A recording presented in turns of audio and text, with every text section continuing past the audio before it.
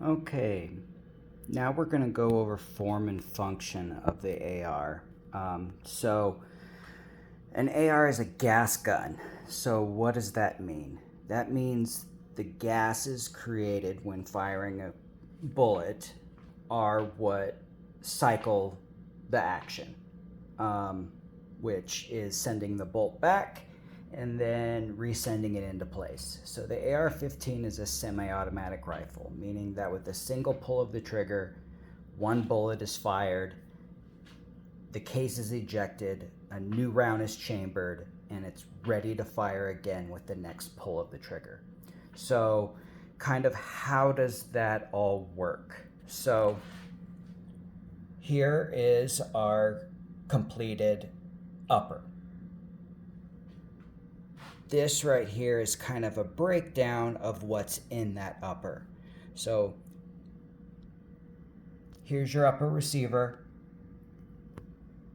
Here's your bolt carrier group.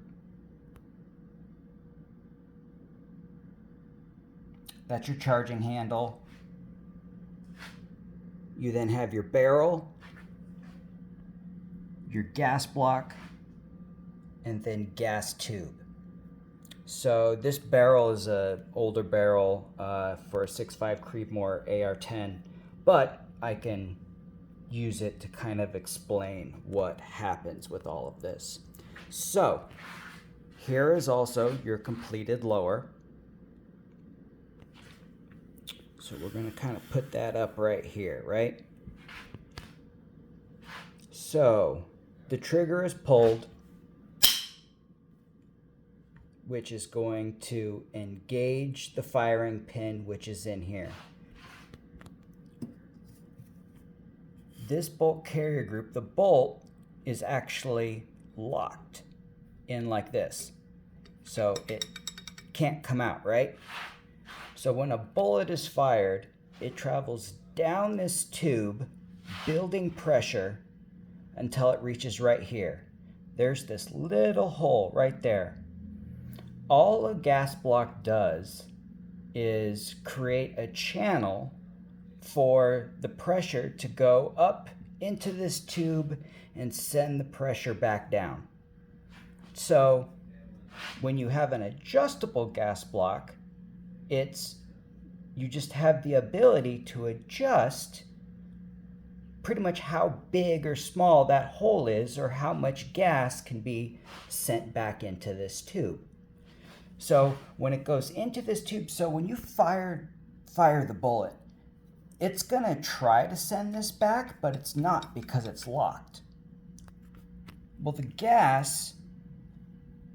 gas tube actually connects in to this little part right here of the bolt carrier group. And that's gonna cause this to extend and then rotate it out the barrel. And then it's gonna send this thing flying. Oops. So this thing flies into the buffer tube, where you have the buffer right here, which is powered by a spring. So pretty much you have a spring and a buffer. So just like that, right? So the bolt carrier group then is going to go into the tube, it's going to compress, and then what loads up a new round is actually the power of the spring and the buffer pushing it and then sending this back in another round into the chamber and locking it into another barrel, ready for another fire. So I hope that kind of makes sense on how this works. So when I talk about balancing the gas system, what I'm talking about is, one, adjusting the gas block so you have the right amount of gas coming back in order to cycle everything.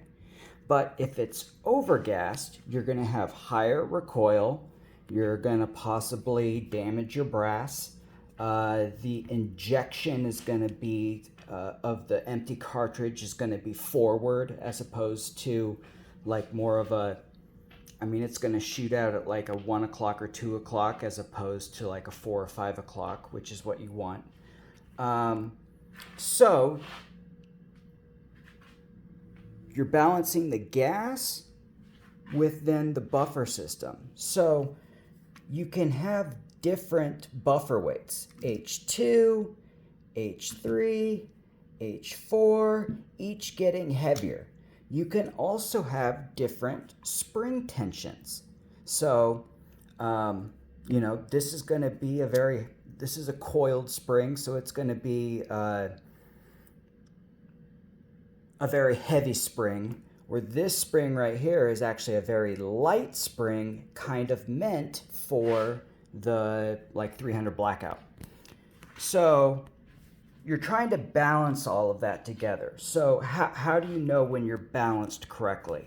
First of all, the ejection of the cartridge is going to be to like your 4 or 5 o'clock.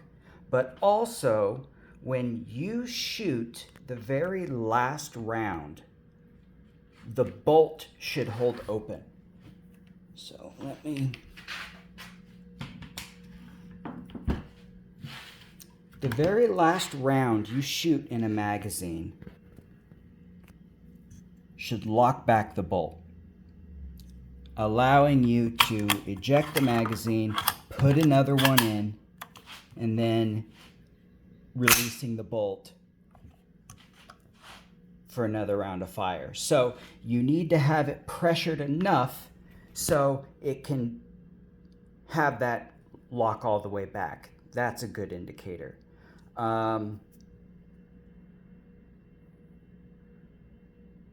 Also, though, the weight of this buffer system needs to be enough to re-engage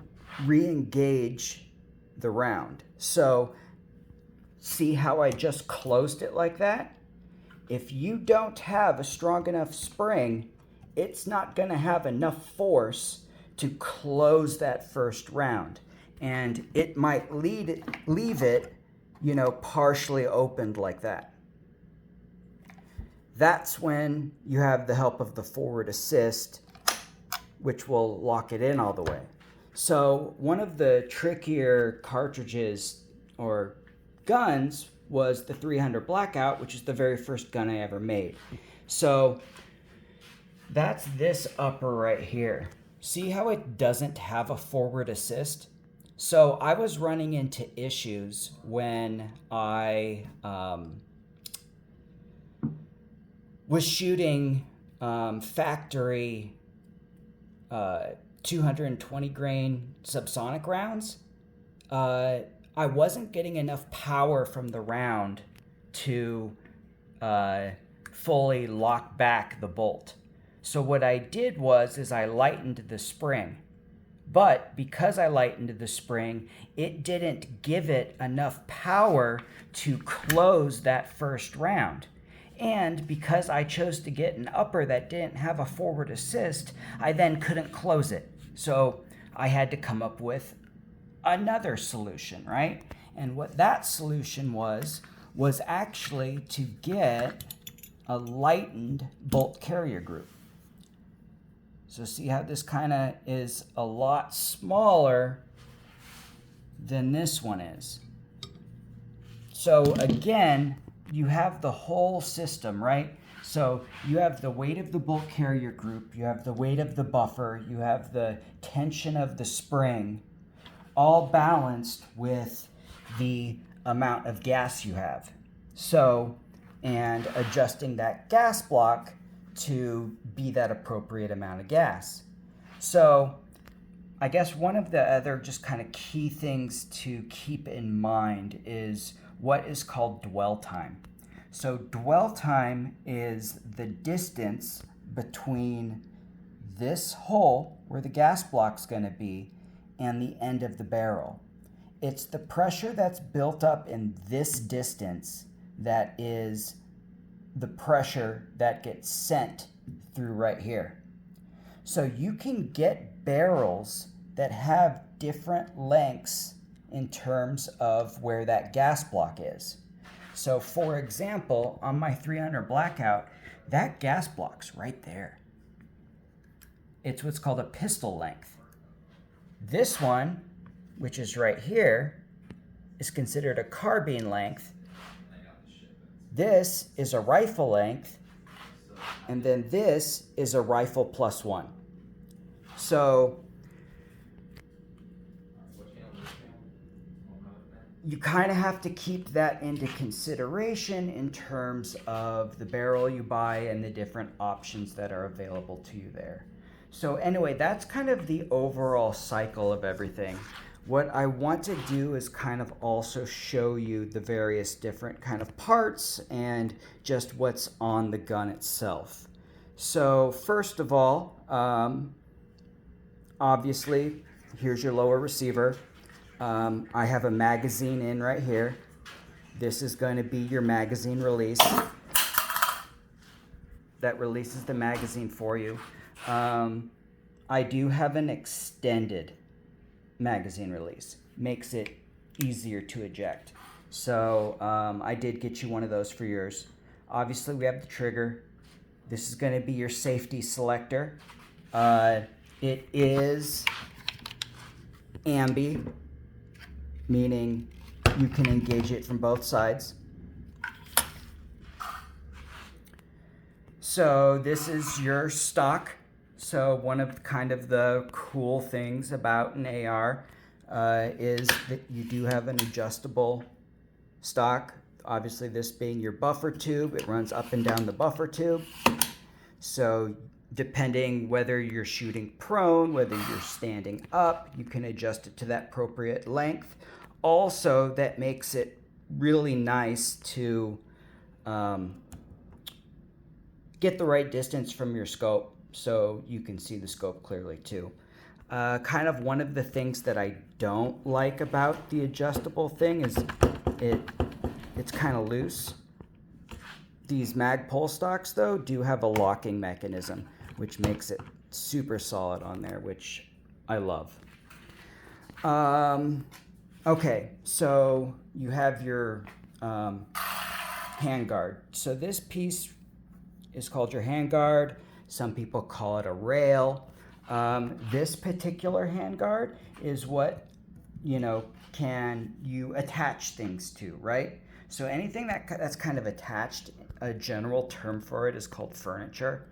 Kind of what furniture do you have? I mean, that's referring to like your foregrips, your grip. If you want to attach a light, you want to attach, some heat shields. This is for, a bipod, etc. Some of the different attachments, there's kind of three main ones, two that are used primarily. So this rail uses what's called M-lock, meaning they have these gaps in right here, which allow things like this to attach to. There's little screws that come up here so that it kind of fits in, they rotate, and they tighten down, they hold it tight. The other type of handrail is what's called key mod. So you can either get a key mod or you can get an M-lock. Pretty much M-lock is all I've ever used, and I would say 85% of all rails are going to be M-lock as opposed to key mod. Now, there's also what's called a Picatinny rail, or a 1913 or Weaver rail. So pretty much anytime, so this is kind of a mixture of a Picatinny and Weaver. Pretty much the attachments can kind of work on both. Some things are specific to Weaver, but anyway, this is another type of attachment surface for you to attach things to. And why that's important is because there's going to be things like, for example, if you wanted this foregrip, well, I wanted to attach it to the bottom of my rail. Well, that's an M-lock mounting spot, so I had to get an M-lock foregrip. Now, I wanted 45-degree iron sights. Well, they attached from the top here, so, which is the Picatinny rail. So I needed a Picatinny attachment. I hope that makes sense. So depending on what you want to attach to your gun, know what the surface is and know to get that type of attachment. You can attach a Picatinny rail to an M-lock. So let's say you had a bipod that was a Picatinny attachment, but you have an M-lock rail. Like I said, you can get the adapter for the Picatinny rail, so you can still attach it to your M-lock rail. Kind of what else do we got? So obviously the charging handle is what's going to pull the bolt back.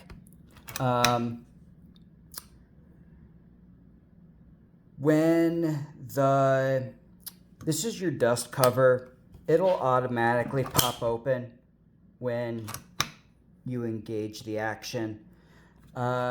These are your takedown pins, right, that allow you to attach and reattach different uppers from the lower. But that's, I guess, pretty much it. I'm going to go through all of your individual parts of the gun we're about to build. So, yeah, I guess that'll be on the next video.